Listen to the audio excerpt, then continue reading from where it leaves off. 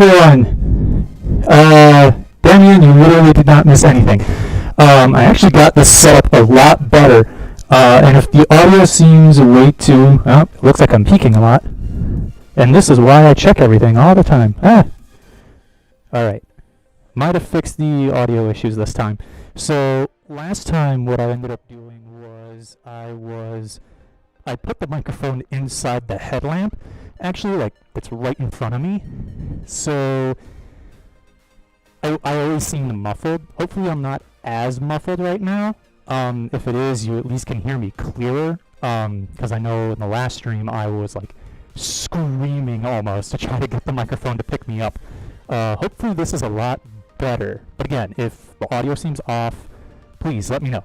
That said, you guys are here for the Q&A, hangout, live stream.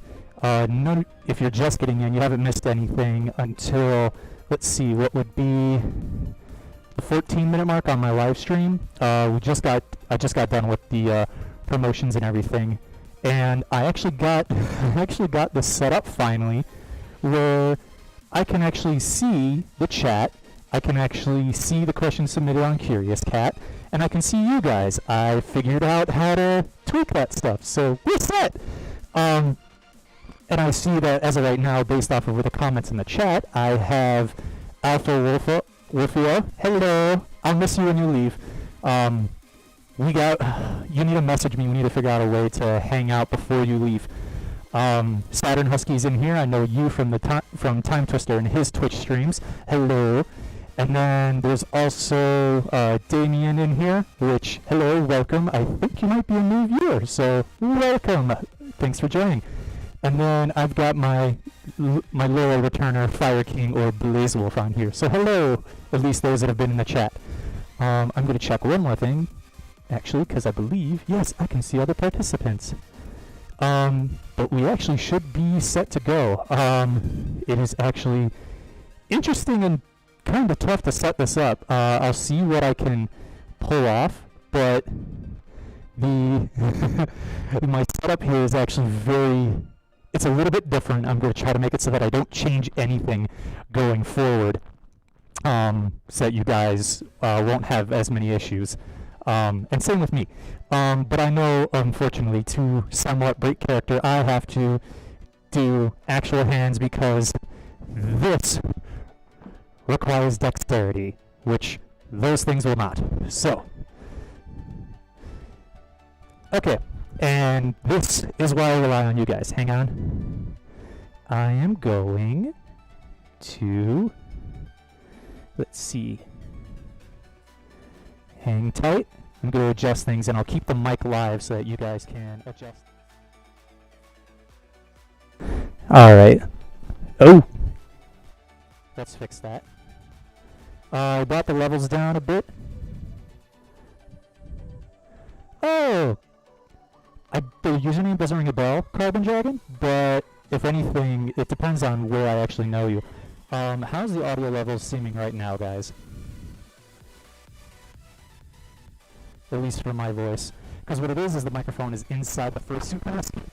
So, let me try to adjust it a little bit. You guys are going to get a lot of feedback as I'm messing with this.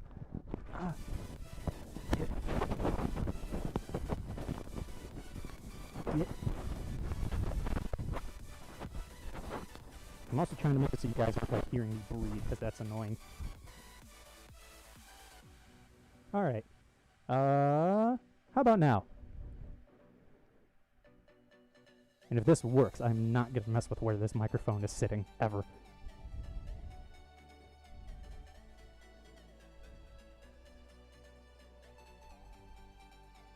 Oh, yay!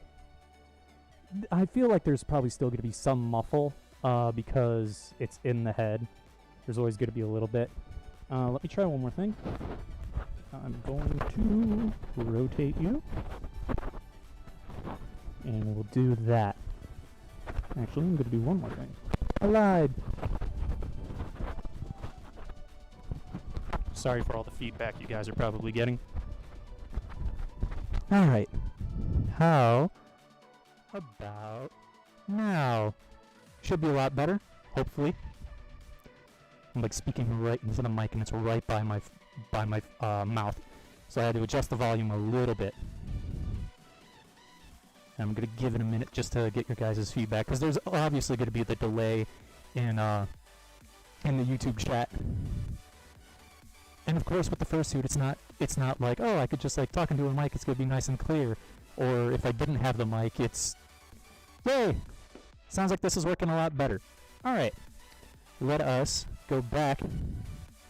Hang on, I'm gonna make sure I'm on the right one. Nope, that one. And yes, let's do that. And let's do the switch. Much better. So I return after fixing the technical difficulty issues. I'm going to try to keep an eye on the audio level so I'm not peaking too much. But you guys are here again for this.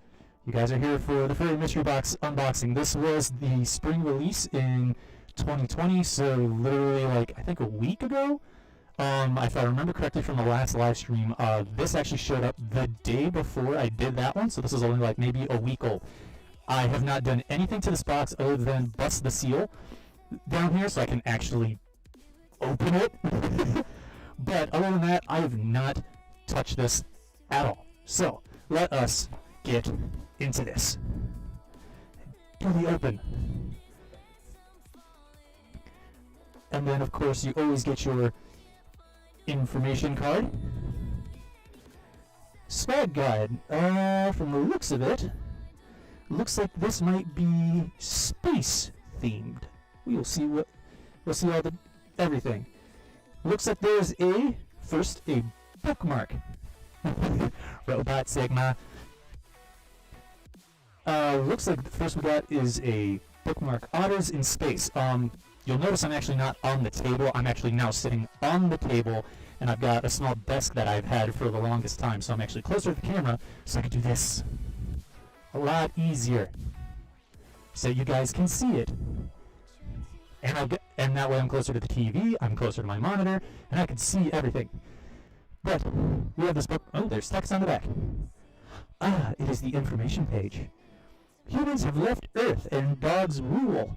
Kipper is an oppressed tabby cat who dreams of a better place where cats are free to run their own lives. When Kipper discovers a secret that might lead to her to such a paradise, along with the secret comes trouble. First, Kipper's sister disappears, and then she's attacked by the dog goon herself. Kipper's escape takes her on a mad dash to Ecuador and the space elevator, where she catches a ride up to the Otter Design Space Station. Once in quote-unquote Otter space, Kipper must navigate an uncomfortably watery world to find out what happened to her sister and whether there really is a cat paradise. Done by Mary E. Loud. It's at furplanet.com. First bookmark. And I actually have a book by Adam Savage that I'm actually in the process of reading. And again, if something seems... Oh! I think I figured out why the audio was off. It was getting double input, so it should be a lot better now. Whoops. Alright, so that's the first one. The audio should be a lot better. I figured out I was actually putting 2 inputs in on accident. So, next one. That's a...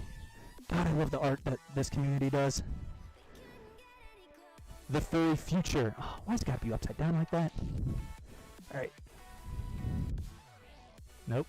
There we go. Definitely this is space oriented.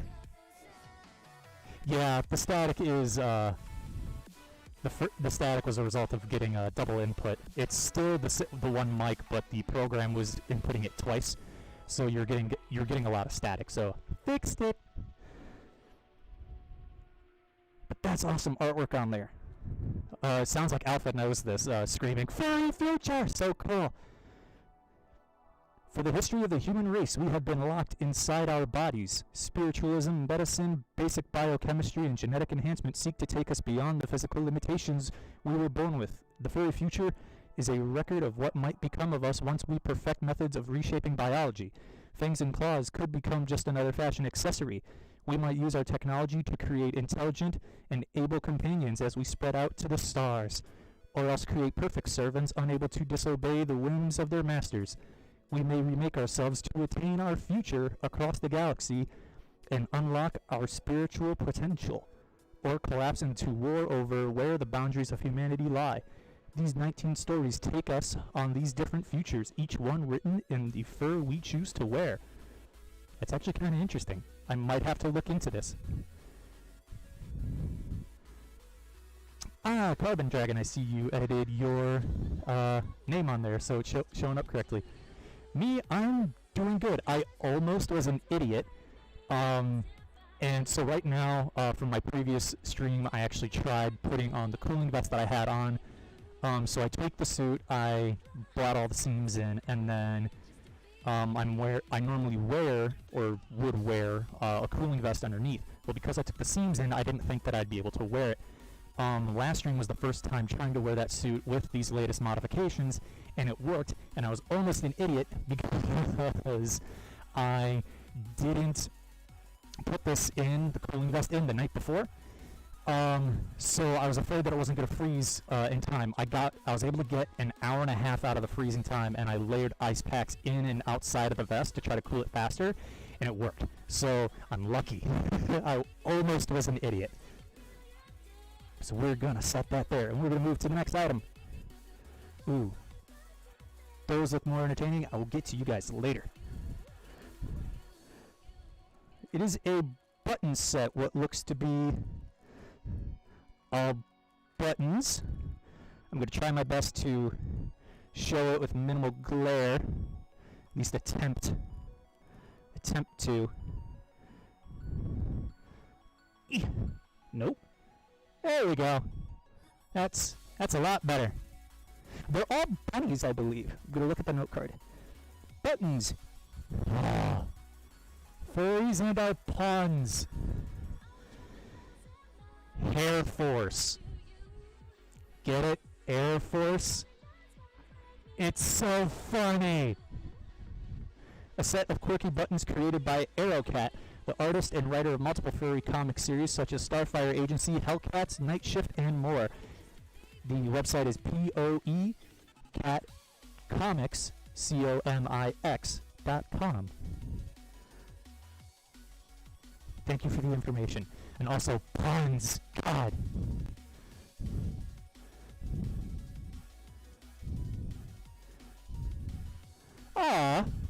Carbon, thank you for joining me from Times Discord. I'm glad that you got to join. I know that if you've ever watched Times Twitch stream stuff, I've played with him on a regular basis. Every Friday we usually do some sort of a game. Last week? 2 weeks ago? Can't remember. We did Cuphead. That ended up being an 8-hour live stream, which I did not realize because when you play a game, sometimes the time just flies. But we were stuck on the dragon in the second area of Cuphead, and I looked back at the stream. I think we were on that thing for like 3 or 4 hours. So I'm sorry. TLDR, if you want to know the initial things of that stream, honestly, just kind of listen to it as a podcast if you want, or if you got nothing to do, sure, watch it. The first 3 hours, I think, is actual progress, and the last 3 to 4, I think, is just the dragon.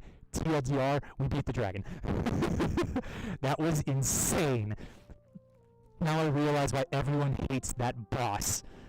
Doing you later, you're going to be like the last things that I do.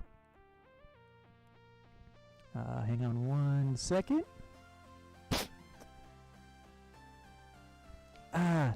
No. Darn it. Alright. Oh, you guys are all good. I will get to you. Furry Mystery Box, why are you going to make me hate the fact that I canceled your subscription? Dang it. Oh my god. Alright, first things first. I'm going to hit this thing first. As a thank you for your patience with the delays caused by everything going on in the world right now, we wanted to include this extra GIF. We value our subscribers and appreciate your understanding and wanted to show it. They gave an extra gift in here. It looks like it is a neckerchief or mask or something like that. But I will show that. So Yay, extra gift. God, I love this company. And then 3 more buttons because furries and our buttons. I think that's... God, I don't know my animals all that well, at least certain ones. An armadillo?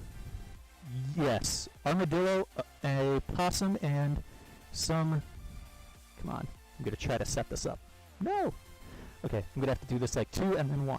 So, armadillo and a monkey might be a lemur, I think. Nope. Hang on. I'm working on the angles so you guys can see them. Should be halfway decent. And then, second one, 100% I know, is a possum, because my friend is a possum fursuiter. Nope. There we go.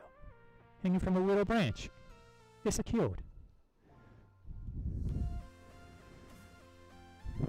Oh, Blaze, congratulations on 3 years on Twitter. Saw the comment in there. Okay.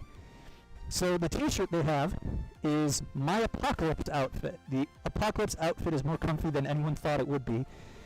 I actually might keep this one, because this is actually... It's pretty fantastic. Dumb unicorn with coffee. Oh, that's fantastic. Yeah, I'm definitely probably going to wear this. I actually might wear it in public. And I shall set that there, because I have space. Oh god, yeah, I love that. I love that shirt. Come on. Alright, this one...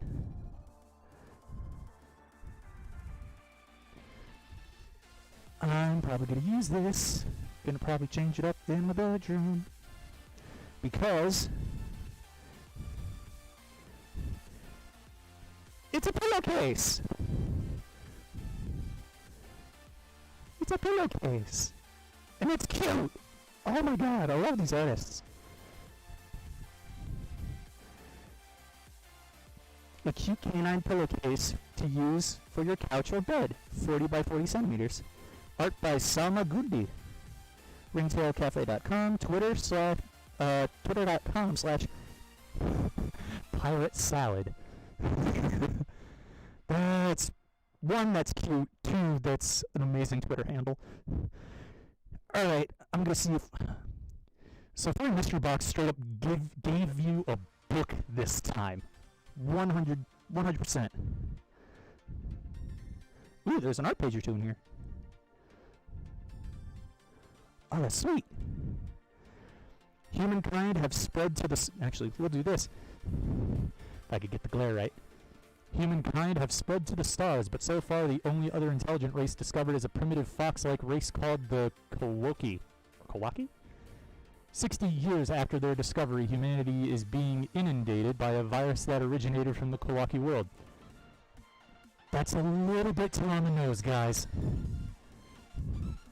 Jasmine Chow believes the cure lies within the native culture, while other scientists look for a chemical solution amidst the growing fear and political landmines.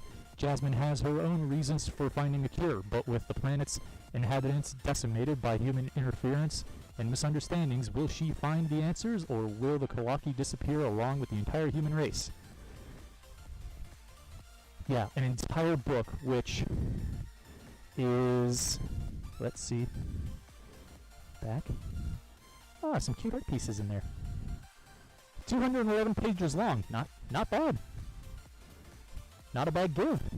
I definitely appreciate furry literature. And then the free gift that they gave because of the delays due to the world pandemic that is happening. Open Sesame. And yes, be out of my way. Cool. Nothing else. I do the shirt setting there. Do it. Do it. Yes. It's probably going to be... there we go. It's only one side. Well, one side in the sense that there's a design there.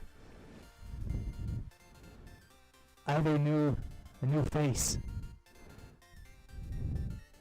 And I need to roll it just a smidge more. I have a new face.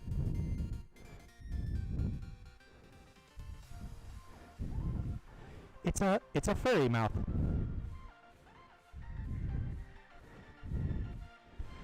Need to roll it down a little bit more to get the full design in. This is cute too. I am probably 100% probably going to wear this in public the next time I go to the supermarket. I have no shame. Oh, this is fantastic. So that is everything in this quarters? Yeah, because they do it every quarter. It's like $35. They send it like every 3 or 4 months. You misspelled transformation, Blaze. I'm going to correct you there. But I'm 100% going to go ahead and wear that out in public. But that is this quarter's free mystery box reveal, and they do it every quarter.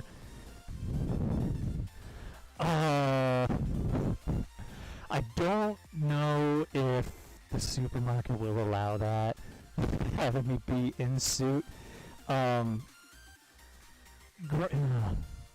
would, as much as I would love to, I really don't think that would fly. And now I'm back in the entire fur setup.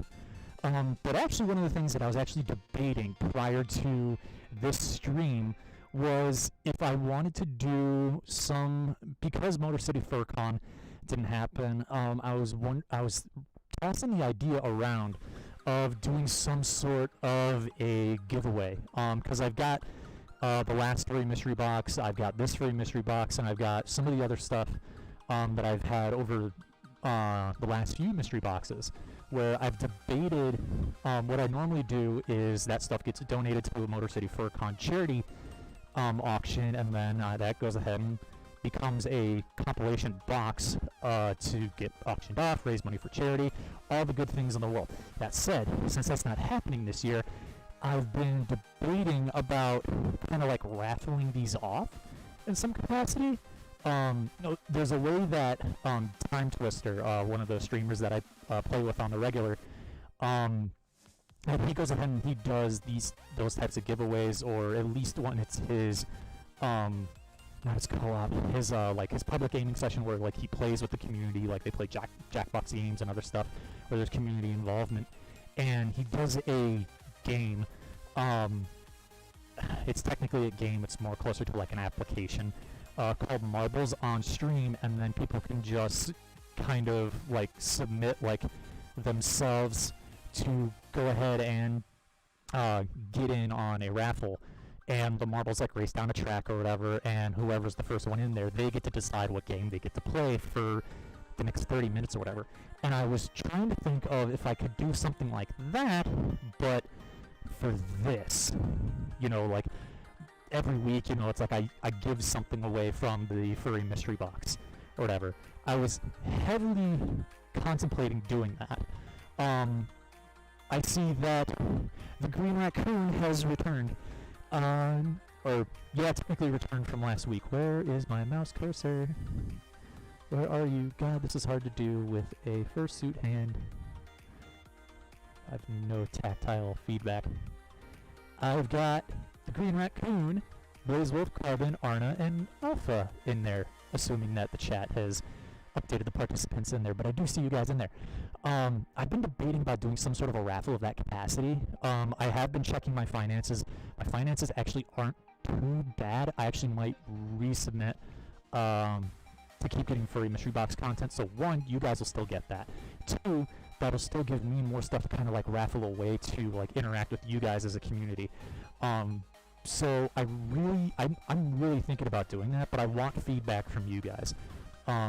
I also ran into a issue with my video editing software. I have no idea what happened, but I can't open it at all. Like I double click on it and it just goes, Windows can't find this application. I'm currently in contact with customer support to try to go ahead and fix that, but once that is fixed, I'll actually be able to start doing video edits and screen recording again. That said, I am going to take this segment, I'm going to edit it, make us a quick thing, I'm going to post it on Twitter, or social media in general to try to get feedback from you guys if that's something that you guys want to do. And you guys can get some of the stuff that I've gotten from these Harry mystery boxes that like I don't want or don't use, you know, like the buttons. Like I'm I'm not a huge button person, but I know someone out there probably is. So that'd be an opportunity for me to give this to someone that would be able to appreciate it more and use it than I ever would. So trying to repurpose it in that capacity. But I want your guys' feedback, honestly, in the chat. Leave a comment or hit me up on Twitter and spread the word out. I want to try to get feedback from you guys so I can try to share the goods of some capacity. But with that said, oh man, we did this a lot faster. But we are 30 minutes into the stream right now. With that, this I'd say easily for the next hour, if not maybe 45 minutes. I know last time I allotted for 2 hours to do it, which actually worked out real well, but going through this was a lot faster this time around. I wasn't having to get up and get closer to the camera. This actually worked out really, really well. But I think 45 minutes is a solid time. I'm not going to do like the full hour. I'll do like an hour 15, maybe even hour and a half, and we'll see what happens. But at this point, it is sharing, storytelling, learning about myself, more about you guys. With that said, I did see that there was a couple of submissions at the Curious Cat link. So if you guys want to submit questions, you can either ask in the YouTube chat, which should be over here, I believe. If not that, it's going to be right down below. Or you could go ahead and go onto the CuriousCat.me link that's down below in the description. You could submit anonymously there, so you don't have to register. Literally, you just go in there, type out a question, submit it to me. I'll get a notification, and then I'll answer it. If for whatever reason you are viewing this stream after it has been done live, for any future viewers, that is what you do. You submit it to me on Curious Cat, and I will see it on the next stream, and I'll answer it there. But with that said, I'm going to carefully navigate my mouse and see what questions I have thus far at my Curious Cat link. And after hitting the refresh, I'm going to have to take the glove off. Need more dexterity. So, first question I have is, which West Coast FurCon would you love to attend? I'm not too knowledgeable in the West Coast fur cons. I know that I was looking at some before all this pandemic stuff happened, and I honestly was eyeballing. There was one in Canada. It was above Oregon. I can't think of the actual name of the province or the city that I was in. I was debating that one. I was also taking a look at. There's one, I've been heavily recommended to hit the one in Arizona. Part of that is because of Time Twister and his fans. Nothing against it, just saying that that is what I'm being pushed on. I'm not familiar with a lot of the other West Coast furry conventions, so I can't really say too much of it. I will definitely look into it more, and then I will give a proper typed out answer to that, and then you'll see that on Twitter. It actually might have been Vancouver, Blaze. Thank you for adding that in there. It might have been, but I know West Coast. That's where it is. I'm not outside of the local cons here in the Midwest. I am not 100% familiar with it. I did Midwest Fur Fest. I'm granted it's postponed / canceled this year because of the pandemic, but I am more than likely not going to go to any future Midwest Fur Fests because for me it's way too crowded. I feel like I get lost in the crowd and I'm a ghost almost. It's one of those things that I really personally don't like to experience. And I like the smaller cons because I can interact with people. It's not so crowded that you're trying to struggle to get a picture. It's not so crowded that you're bumping into people, or it's pretty much just snap a picture and someone leaves.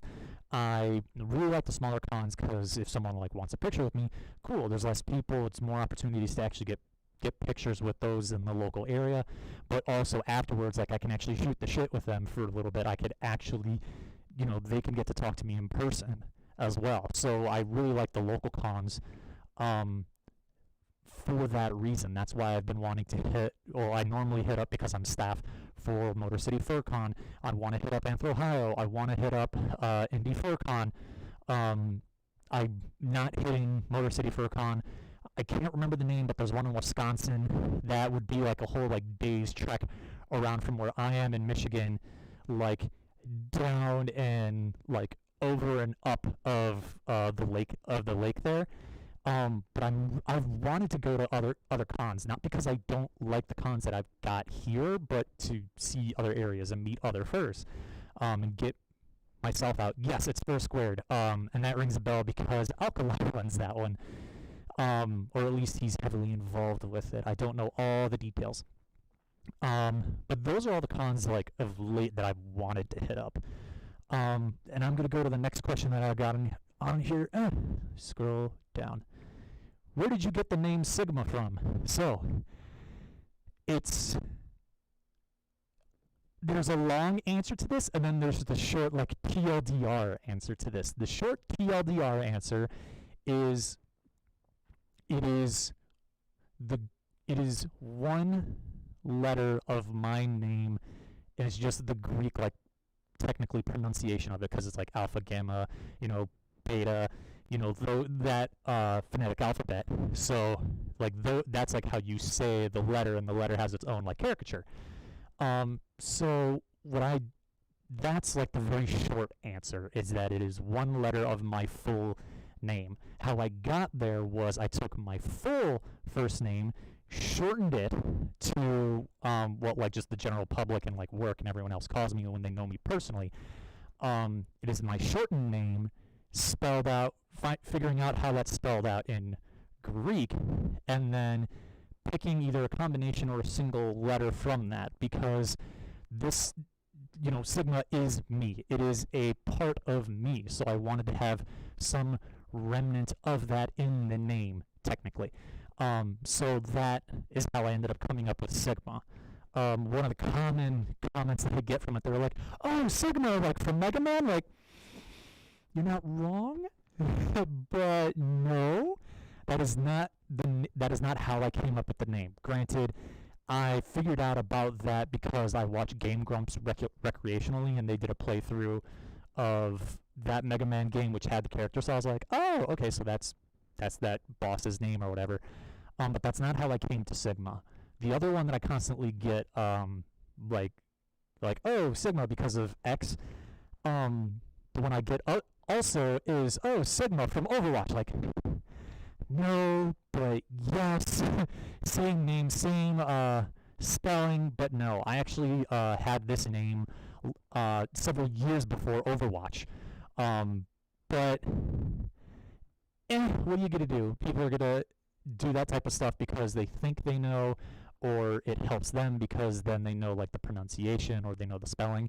That is fine. I have no offense to that whatsoever. I'm used to answering that question from random people, either in the chat or actually just in person.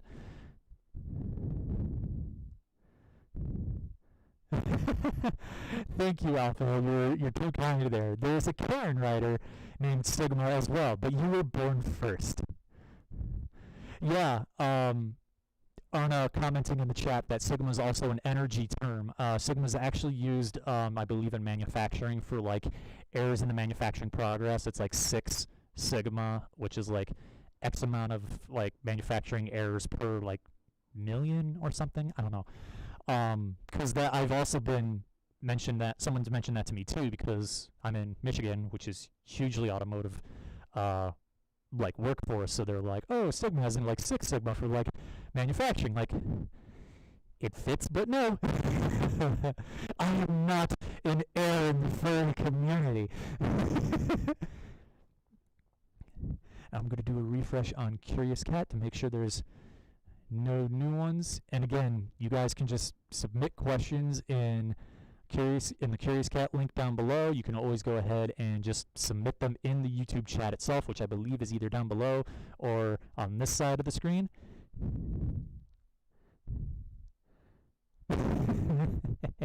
Blazewolf going, I'm not familiar with any Yu-Gi-Oh cards with Sigma in them either.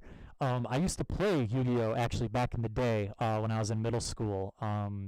The first iteration of it and the second iteration, like the releases, like as the series and episodes went on. On the third series or third release, that's when I started getting out of it because it was way too convoluted and complex. Like, a game could last like 5 turns. Like, that is absurd in my opinion. The games that I would play, like, they'd go on like easily like 13, 14 turns. Like, there was actually like some strategy and like build up like to like a final fight, if you will. To like who won, or like there was some actual struggle in there. It wasn't just like, I got this one card out, steamroll. I hated that type of gameplay, so I tried out Magic the Gathering. Couldn't wrap my head around it fully. I kept getting steamrolled playing the game. I still have the cards, like in the event where it's like, I'll try it again. But it's like I have the 2 decks worth of cards, like the 2 decks that I would play out of, but that is it. That is all I've got. But I gravitated toward Magic because there's actually like, it was more not drawn out, but like the games went longer. There was a little bit more strategy involved. You couldn't just get flat steamrolled in the game, like Yu-Gi-Oh started to turn into. But back in the day when I did play Yu-Gi-Oh, in the group of people that actually played it at my middle school, I was like the top player amongst us.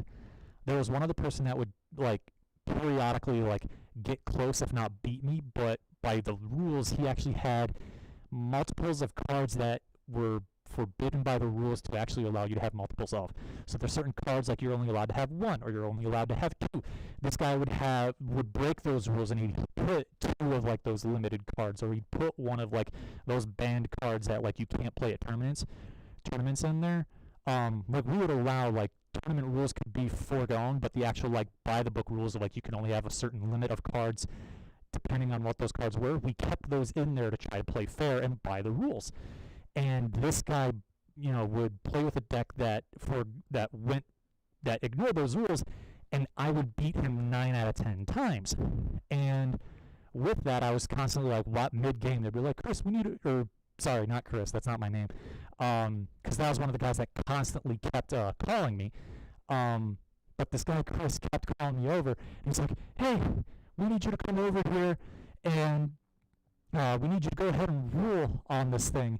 There's a dispute about what's going on, and I would go through the step-by-step thing and figure out, like, okay, this happened, right? Yes, then this happened, right? And just go down the line and go, okay, this is your outcome, because this is how the rules go. Keep playing. There was a couple of people that were regulars. It was like Chris, Kyle, Walter. There was a couple of guys out there.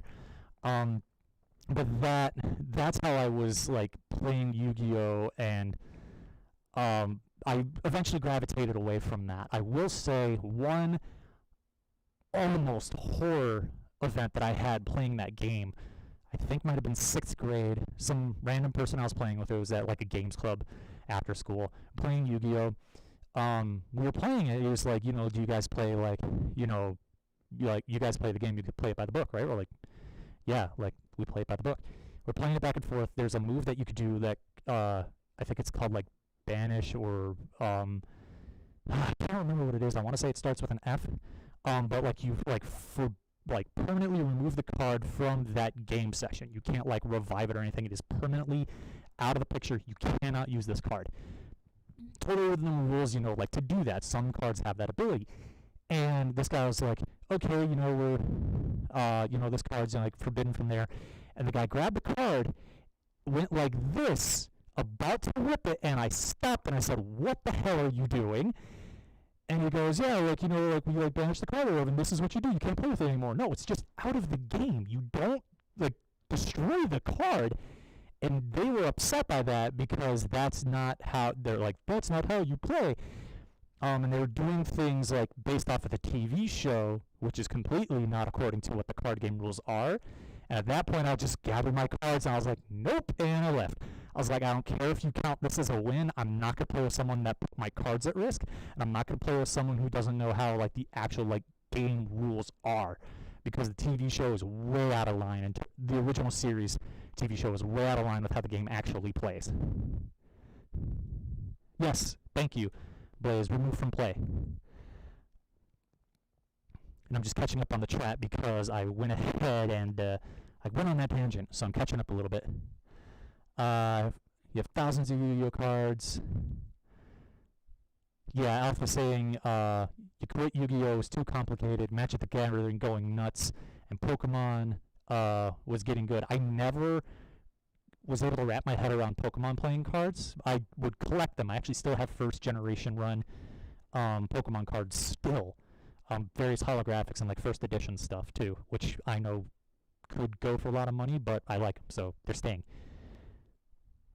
And I'm catching up on the chat in here. Yu-Gi-Oh has most power creep. Yeah, it's annoying as hell. Hey Heather, thank you for joining me again. If you want to stay with the chat here, Heather, at this point we're doing the Q&A hangout portion of it. I did do the furry mystery box unopening. When the stream is done, which I'll probably go for about another 30 minutes, 30 to 45. When this stream is done, the first 30 minutes of this stream is the furry mystery box unboxing. So when the stream is done and it uploads to YouTube, they just process it and then throw it back on my channel. When this is done, it's back up there. Just watch the first 30 minutes and you will be 100% caught up with everything in terms of the furry mystery box unboxing content.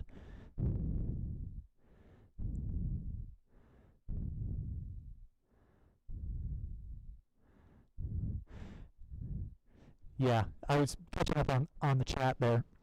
The cards are cool. They got a lot of sentimental value. You know, push comes to shove, I might pass them off to my sister because she just had a baby, so I'm technically a guardian because I'm non-binary, but because uncle and aunt aren't correct, so I don't know what that is.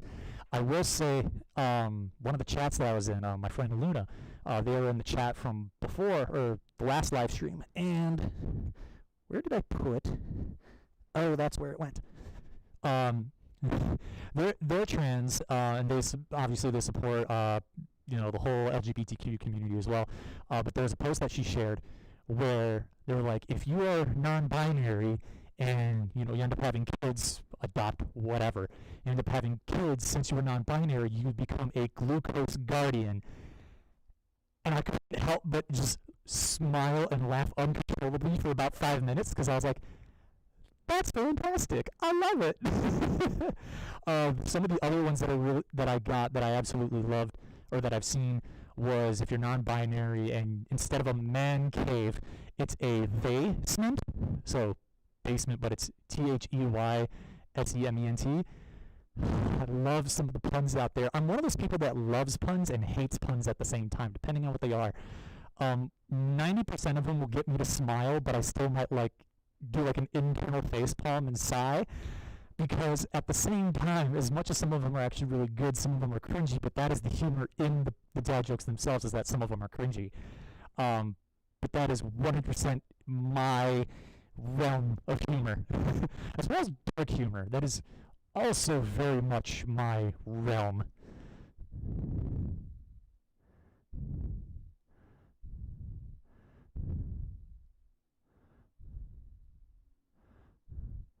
I'm not familiar with that term, Alpha. I'm catching up in the chat here. Amr. Amr is one name that your niece/nephew can have, or that they can call you. That's.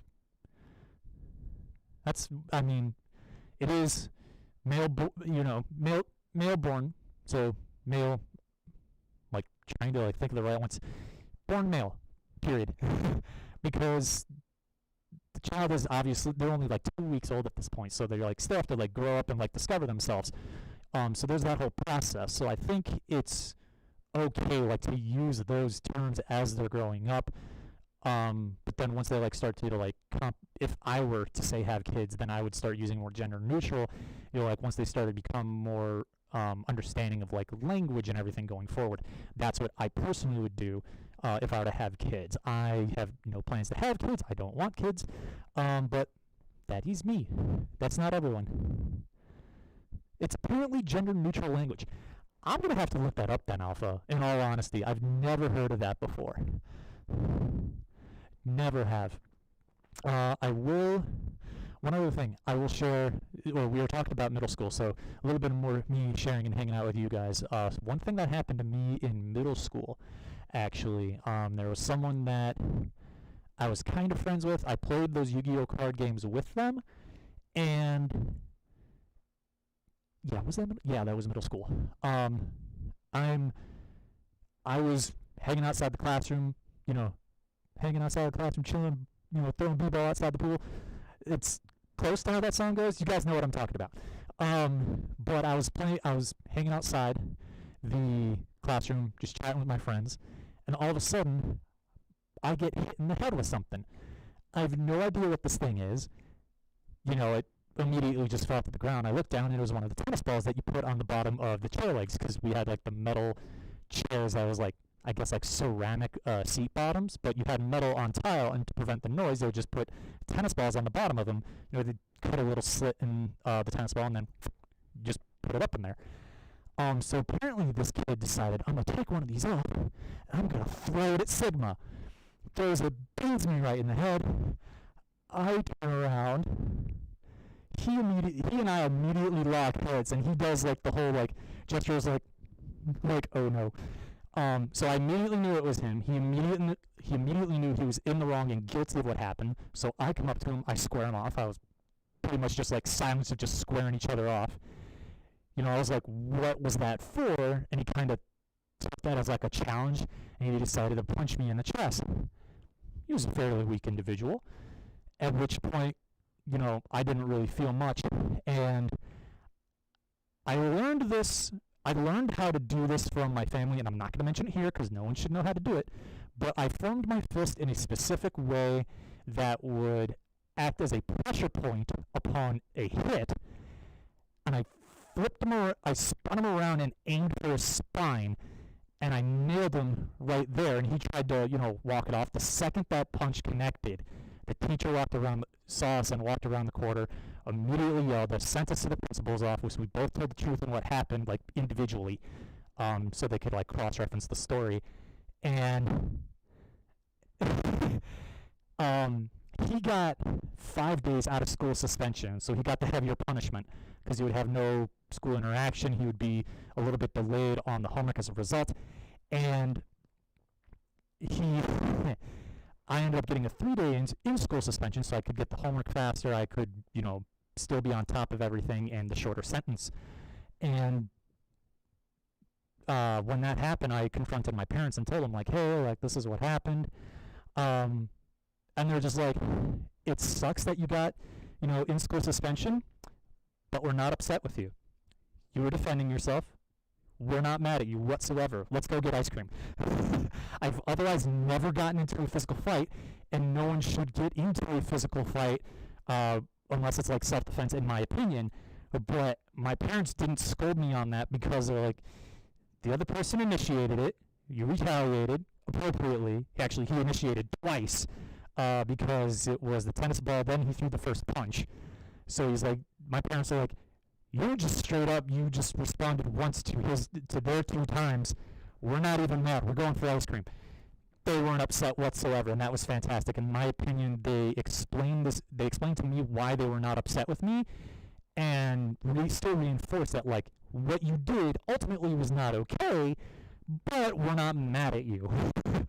But that was one thing that happened in middle school. Like, since then, right after that, we immediately fell apart. Like, he was a little bit of an odd duckling. Like, we went ahead, like, we've been friends since kindergarten. But, like, as I matured, I was not comfortable around him, like, being associated, like, as a friend with him. Just things drifted apart. So I just talked to him less. I started hanging out with him less. And then after that, I was like, he knew at that point. He's like, what I did messed everything up. We're not friends anymore. on that just ruined it 100%. Now I'm going to try to catch up in the chat since I went on that little bit of a story mode.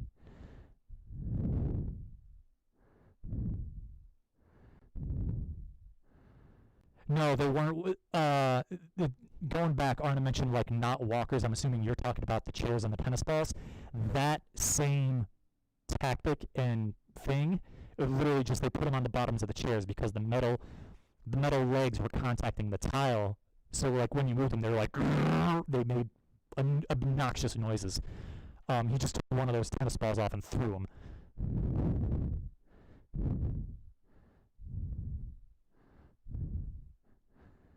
And catching up in the chat, Blazewolf saying, if you could name a new element on the periodic table, what would you name it? Blank blank gen, blank in, blank on are endings to element names. There's the one that initially comes up in my head, but it's a joke from Deep Rock Galactic that Time taught me. I'm taking a look at the endings on that. Okay, there's a part of me that I see that now, I'm like processing it for a few seconds. Initially where my brain goes to, because I like being kind of blunt, in like naming stuff or like in a joking format being blunt. So it'd be a new element. So what I want to do is new elementium because I'm a punk. But that's the type of person I am. It's just like, what is it? It's a new element. I'm gonna run with that because I don't care. That's how I work. For another example and like another explanation to the humor, there's a component in automotive and vehicles, gas run engines, called a water pump. And technically what it does is that it circulates fluid called the coolant throughout the engine and through various other components to make your air conditioning work, that makes your heat work, that keeps your engine at a proper temperature so it doesn't blow up. But it's called a water pump because in the earlier days, that's what it did. It pumped water. So in the early days of my education and getting through the automotive program, the teacher, what they would do is like, there's this component, what do you think it does? There's this component, what do you think it does? And obviously there's people that were more automotively inclined, so they knew what they were. And so they asked, they were like, this is a water pump, what do you guys think it does? And someone responded, like a smart ass. They were like, it pumps water. And he's like, correct, and moved to the next one and completely caught the guy off guard. And he's like, what? Like, yes, no, that's technically what it does. Moving on.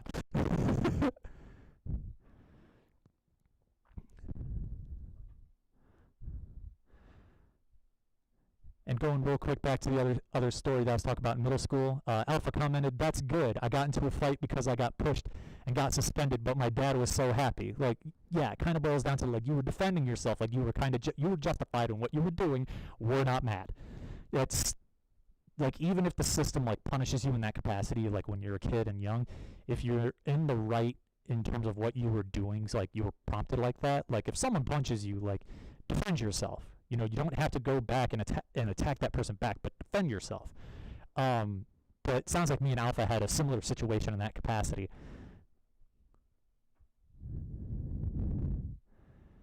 Yeah, Blaze chiming in, going, it's like keeping the name of a thing in a roller coaster game.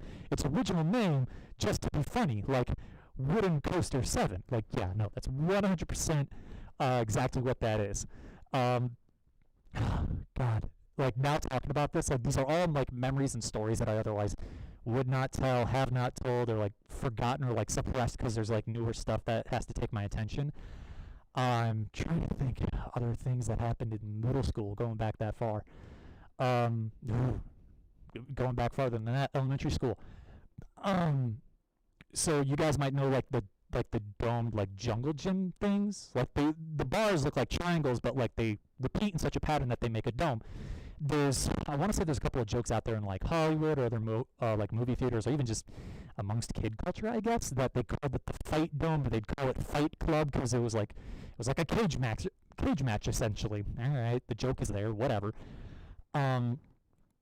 when I was younger, I used to do parkour, and as much as the jokes are of like hardcore parkour, or whatever, I actually was, I feel like, halfway decent at it.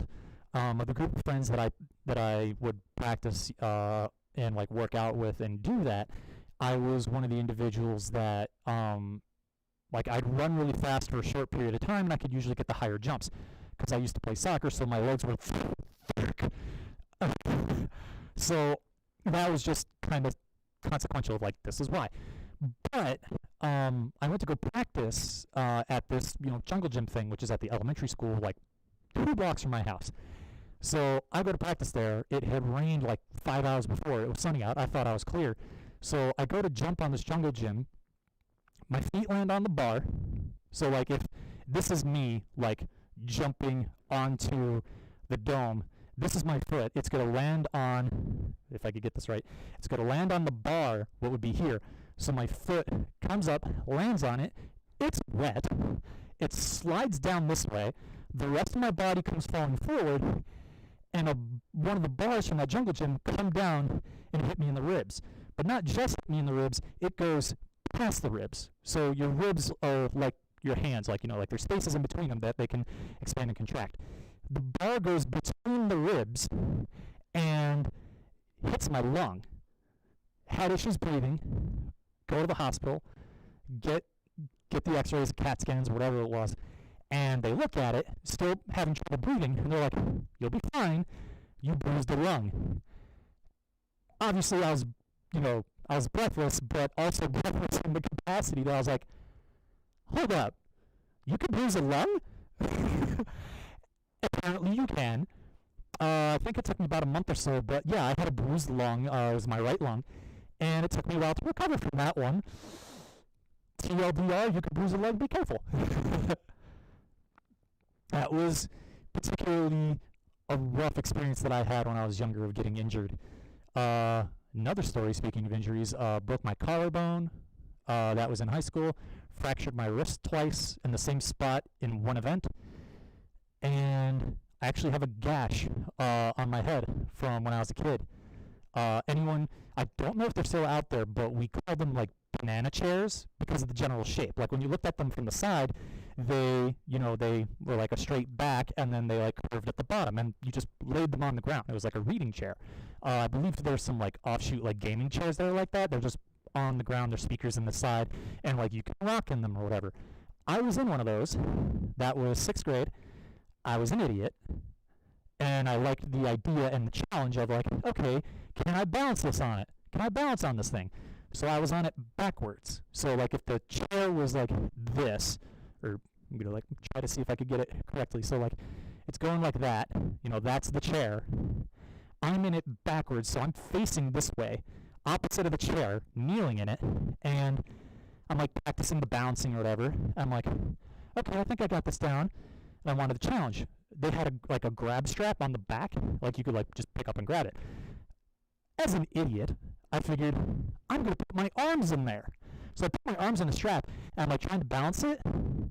I lean too far forward, and my skull connects with the corner of a toy chest that was there. Went all the way down to the skull. I had to get 13 internal stitches, 10 external stitches. And there's obviously a permanent scar there, and because I went down the skin, I actually took the skin off, and there was like some hair still on the toy chest when we came back. TLDR, be careful, don't be stupid. There was a lot of dumb things that I did as a kid. A lot. And I'm just trying to keep an eye on everything to see like the stream's still going good. I got no questions. I'm going to double check.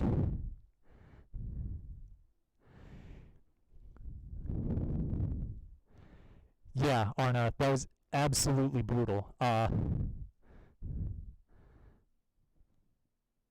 Okay, I'm reading your comment. That's odd. Like, I bruised the lung, so it's like it makes sense, but at the same time, in my brain, I go, how? And we've talked about this personally, so there's some additional things that I know about your mom in terms of like other things that have happened, but comment is, fun fact, you can bruise an organ. My mom's bruised her heart twice now. Boy. Boy. How? That is somehow. I don't know how. Yeah, that's impressive.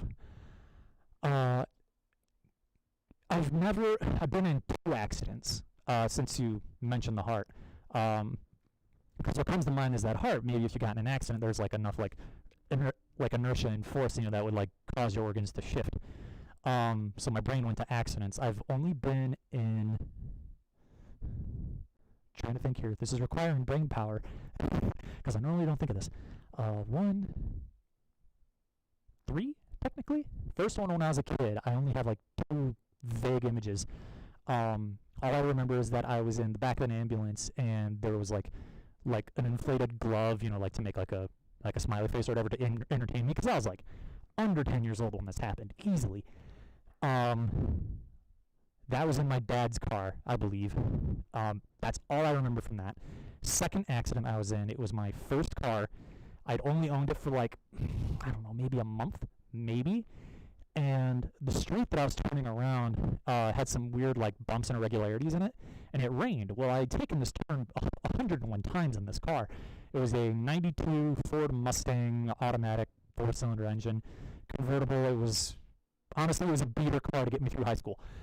I took the corner, hit not only a puddle in the middle of that corner because there was like a dip in the road that caused water to puddle. Hit that puddle, caused my car to do a 720.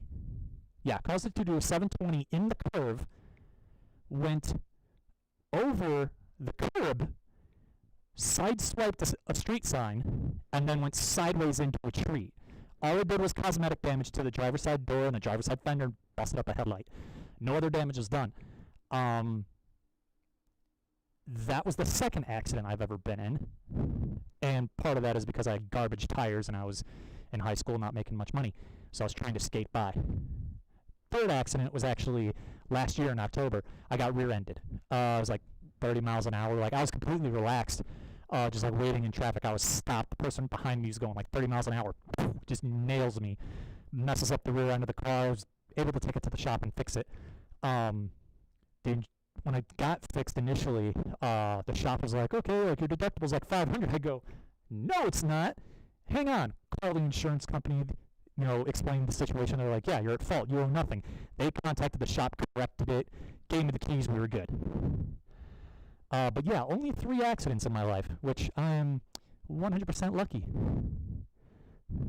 in that regard. Granted, it's not 0.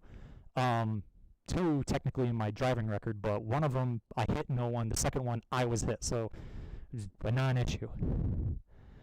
All right, Blaze. I'll see you later. I'm going to be on maybe for another 20 minutes or so, but you could catch up on that when you come back.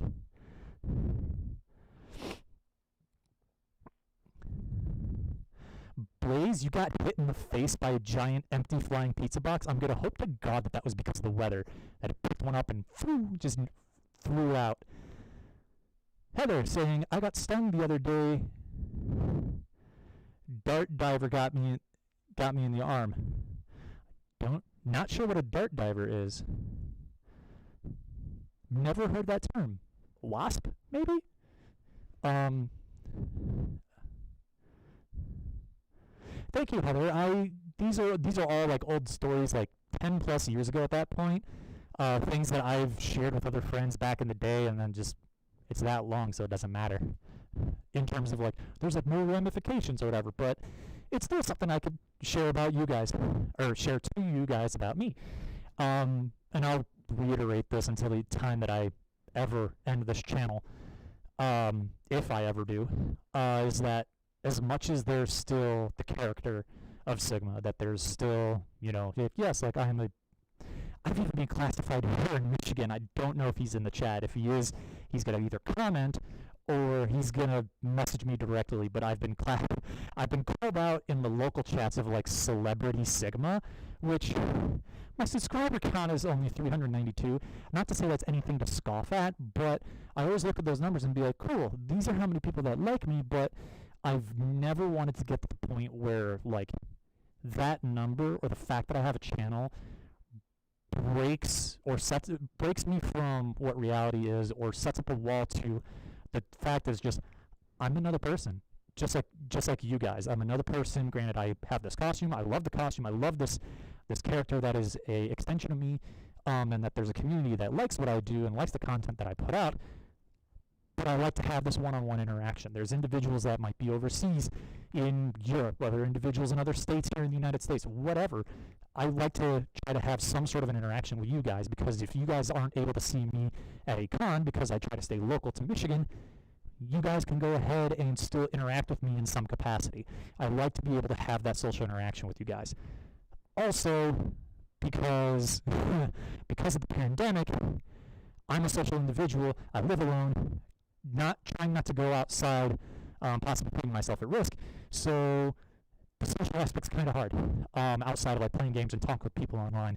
So this actually helps me, and hopefully for anyone else that is experiencing something similar, you guys can, this might help you guys out, or it helps the day pass by, wherever the situation is. Hopefully this is entertaining to you guys and helps possibly break that either daily monotony, or just helping being social to you guys in general.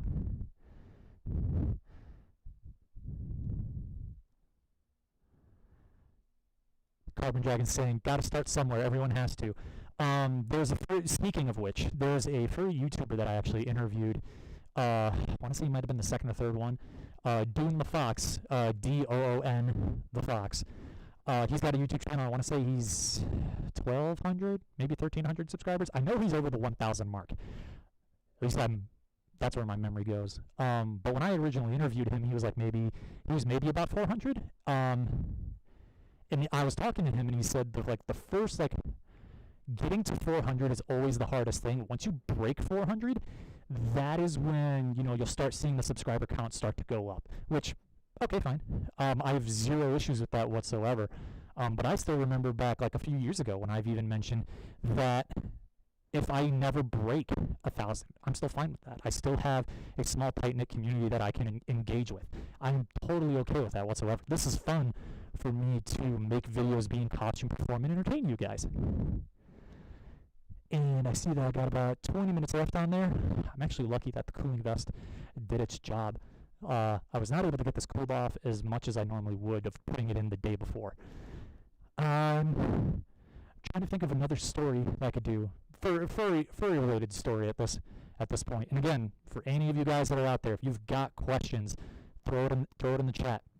This can be anything from past stories in the furry community about me personally. I'm pretty much an open book at this point to engage with you guys, or if you want my opinions on things in the furry community, or how I got into it, or anything regarding the furry community as well. I'm willing to give my opinion to you guys, because it might help you, or it might help future people.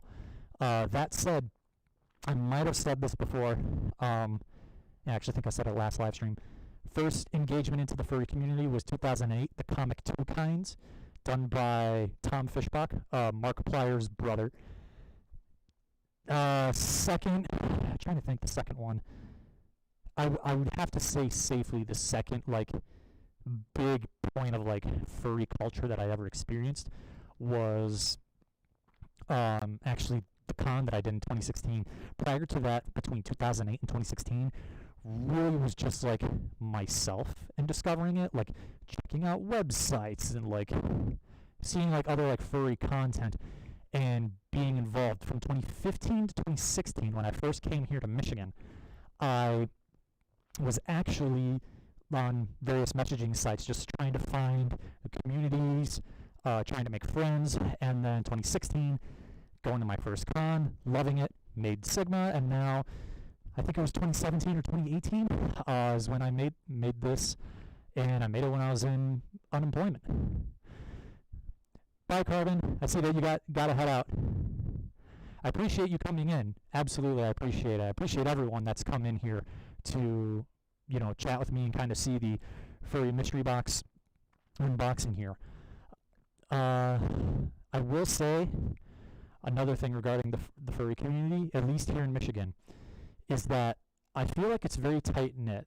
Every community, regardless as to whether it's furry or gaming or, God, it's high school. As the phrase goes, high school never ends. I believe that is for the most part, fairly accurate. Because the general idea behind that phrase, for me at least, is that high school never ends because you find your group, you find your clique of individuals that you hang out with and you engage with, and you become, a part of them, you become friends with them. Think of high school as the broad term as the furry community. That is the broad sense of just the population. And then you find your niches in your bits of people that you will eventually gravitate toward. But the thing that I feel that makes the furry community different in that capacity is that there is very minimal, if not zero, barriers or walls from you interacting really with another group or individual. I feel that the community, for the most part, is fairly open in that capacity of going up to other individuals, talking with them, kind of conversing. That's always been my impression of the community. That's always been my experience, at least. I've never really had an issue going up to people and interacting with them personally, at least. Or if there's been issues, no one's told me. I mean, hearing issues in sight, you have that, given the suit.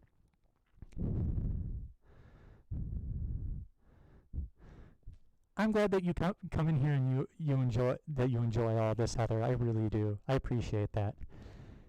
I will say, granted, technically they are in the chat. There was an individual, I think it was 2 streams ago, that through this they kind of came to the realization that they actually are a furry, which is 100% okay. Welcome to the community.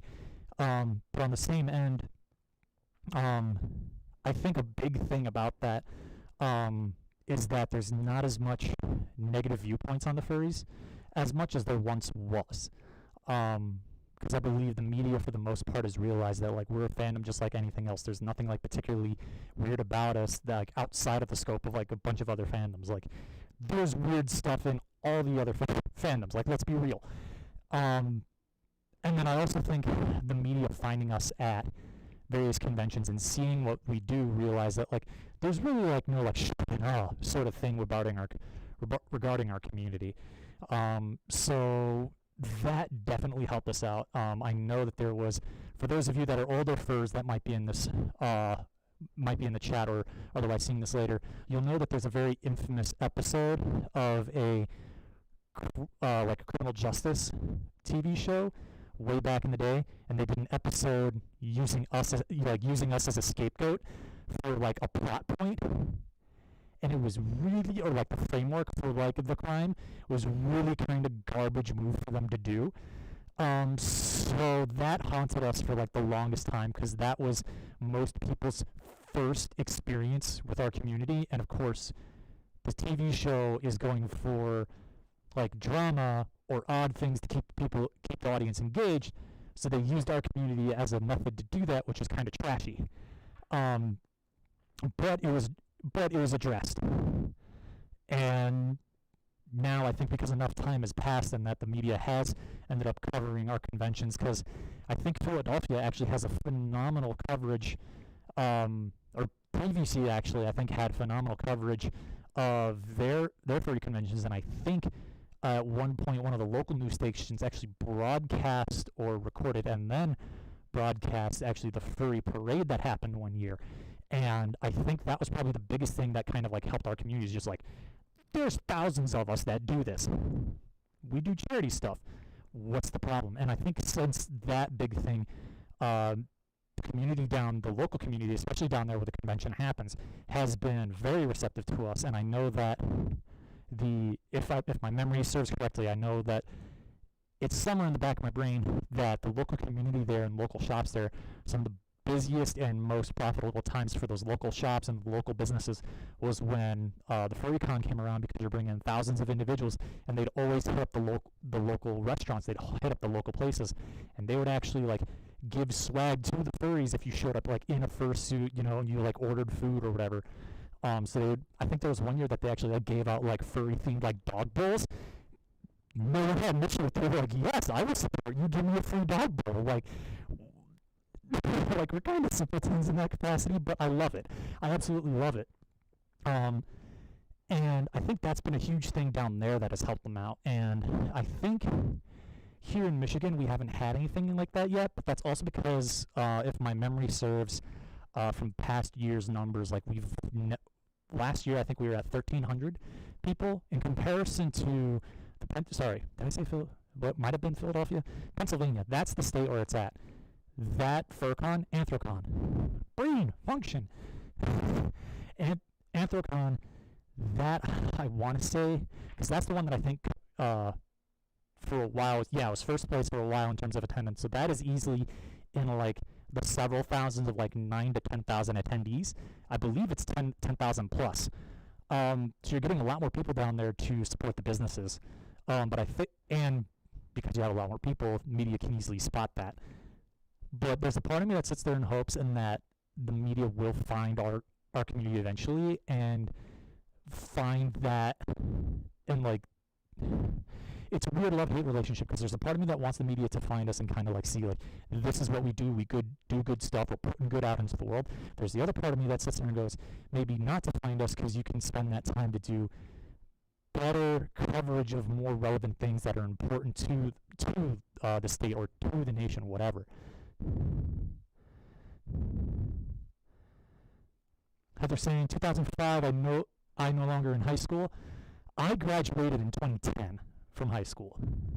The partner's perspective. So you're 5 years older than me. So you actually might know the episode that I'm talking about. Might.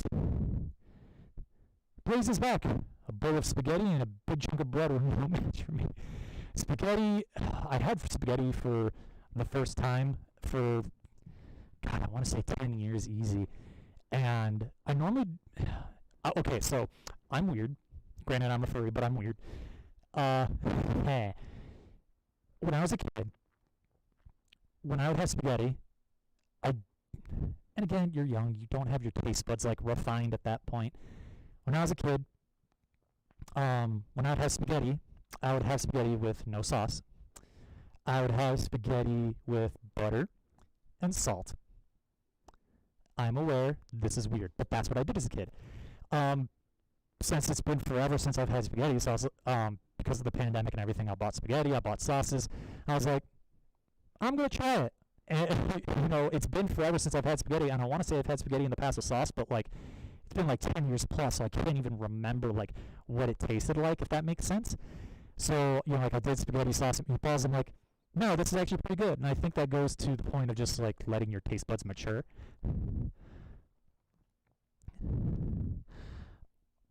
Arna, I will be, let's see, I'm checking the eye on the clock. I'm going to actually be signing off soon. I got about another 5 to 10 minutes. I actually had, again, this did not cool off well enough to help out with that. But I actually got my door cracked there, because right now in Michigan it's actually pretty cool.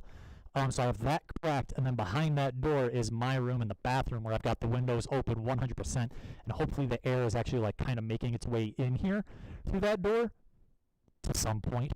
But the cooling vest is not doing its job anymore. Like, it's liquid at this point.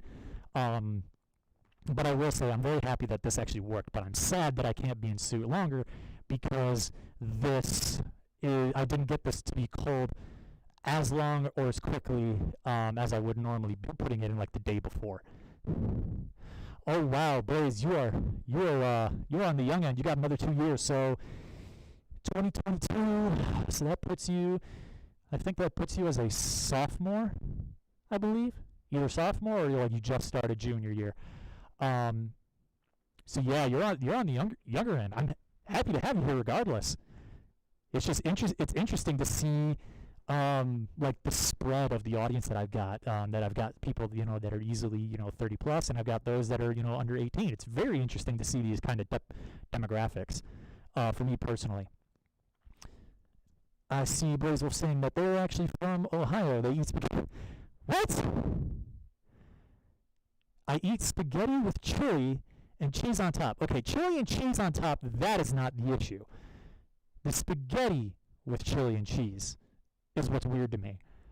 Because when I have chili, I actually not drown it, but I actually go ahead and I put a lot of like oyster crackers or saltine crackers in there, because a lot of the chili that is usually made, it's very liquidy. and I like my food to have substance.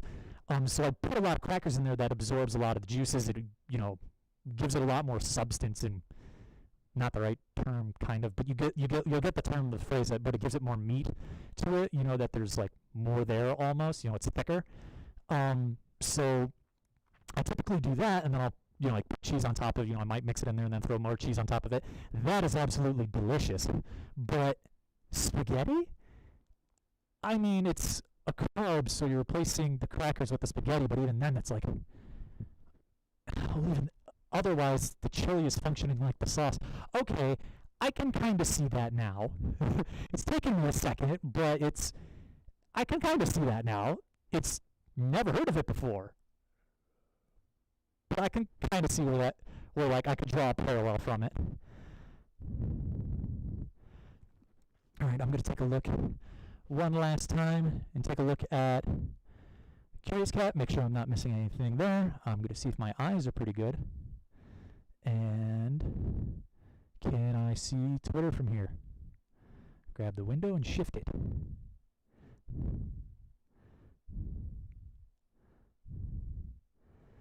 And I don't have any questions on Twitter, so nothing there. I got nothing on Curious Cat, and I'm going to double check. Yep, I don't see anything else in the chat. All right, I'm going to be wrapping it up here.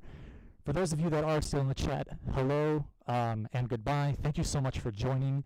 I'm starting to overheat a little bit in this, so I need to get out. I need to not die of heat stroke. But also, assuming that this is still going to go right, I need to get in touch with him to see what we're planning on for today. For those of you that are 18 plus and have a YouTube account, Time Twister is a Twitch streamer, furry Twitch streamer. He and I play games every week on Friday. We'll usually try to bring some of our other friends in. For the last month or so, we've been playing a game called GTFO. It is like a horror thriller survival game. Super hard, but that game just released a new update to it. So you'll see that if you go and take a look at that playlist, or otherwise I'm going to explain it real quick. With each release, they're different, what's called rundowns, so like different issues and different levels. Me and the crew were able to like play a little bit of the first rundown, then they updated with rundown 2, which we got a ton of videos out for that, and we got to, I want to say there's 5 levels, and they alphabetize them, so it's like A, B, C, D, E, as you go down the rundown. We got to level C, and the developers just announced that they are releasing rundown 3 now. And then I found out by reading that information that their threshold for releasing a new rundown is that when 1,000 people end up completing the entire rundown, that's when they will release, the new level set. So we actually did pretty good. I'm not sure though if we are going to be doing GTFO tonight, or if me and Time are going to give Cuphead another shot. Hopefully we can get through all of stage 3 of Inkwell Isle. We're probably not going to go as late as an 8-hour live stream, but we will probably be playing games tonight. But I'm giving you guys a heads up on that because there will be another link out at some point tonight. We usually start streaming at around 9 p.m. So from here, it's about another 8 hours. 8 hours? Yeah, about 7 or 8 hours from now. That is when I usually start streaming. So you guys got plenty of time. But I'll be putting another tweet out on my Facebook. I'll put it on Facebook, Twitter, Reddit, some Discord servers that I'm in. All those, and Reddit. I'll put those messages out there, but you'll be able to see what game we're playing. But with that said, I do want to say one last time. I want to say one last time for all my viewers out there, either in the chat right now, or for anyone else that sees this live stream later down the line. If you want to go ahead and catch me on the next live stream, I do this every Friday at noon. As of right now, I do it at noon. That's because I'm on unemployment. Otherwise, when I get re-employed, this will probably get pushed back to a later time. But I do it every Friday. And if you have a question that you want to ask me, there's a link down below in the description. It's to a curiouscat.me link. That's my profile. You don't need to register. You don't need to make a profile. You can just go on there and ask me a question, and then I will answer that in the next live stream that I have. So if you want to ask me a question, ask me on Curious Cat. You can always throw it to me on Twitter. But otherwise, this is every week. I do gaming every week out there for you guys to enjoy. And those questions can be about anything. And if it's something I can discuss on YouTube, I will discuss it and give the answer here on YouTube. So with that said, I need to not die of heat stroke. I'm going to be signing off here. And again, I want to thank all of you here. If you did like this, feel free to support the channel by subscribing and sharing with your other furry friends that you think might enjoy this. But I'll take another look at my finances. I'll see if I could keep doing this furry mystery box thing. But with that said, I will see you all next week. If not that, possibly tonight. So I'll see you all later. Bye.